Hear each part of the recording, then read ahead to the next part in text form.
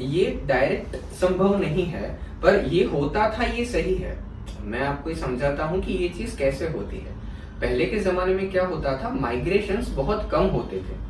बहुत कम मतलब एक गांव में एक वैद्य होते थे, दो वैद्य होते थे, उनको उस गांव के सारे ही लोगों का खान पान वो पता रहता था कि जब वो नाड़ी देखते हैं और उनको लगता है कि इसमें पित्त बढ़ा हुआ है, तो अब पित्त बढ़े ऐसे कौन कौन से चीजें हैं जो इस गांव में खाई जाती है या इस विस्तार में लोग खाते हैं, तो वो उसके 2-3 क्वेश्चन पूछते थे तो पता चल जाता था कि हाँ इन्होंने ये खाया होगा। आज के जमाने में वो माइग्रेशन बहुत बढ़ गया है। बंदा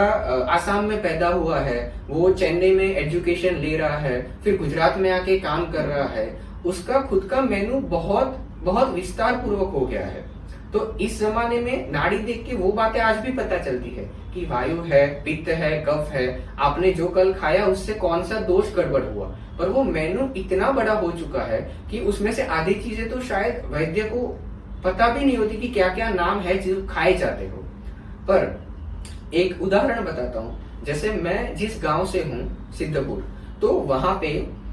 जो श्राद्ध पक्ष होता है उसमें खीर खाई जाती है, और वो पितृ पक्ष से रिलेटेड है, तो खीर घर में भी बनाई जाती है, कौओं को भी खिलाई जाती है। अब उस वक्त कोई पेशेंट मेरे पास आएगा जो मेरे गांव से है, और उसकी नाड़ी देख के मुझे ये लग रहा है कि इसका पित्त बढ़ा हुआ है, तो मैं उसको पूछ सकता हूँ कि आपने लगता है कि इस महीने आपने दूध खीर ठीक से नहीं खाई है, तो वो सही निकल जाता है। जब मैं नाड़ी पे हाथ रख के पूछता हूँ कि कफ बढ़ा हुआ है, तो आपने थोड़ी ज्यादा ही खीर खा ली है क्या, तो उसको लगता है हाँ सर कल थोड़ी ज्यादा हो गई थी।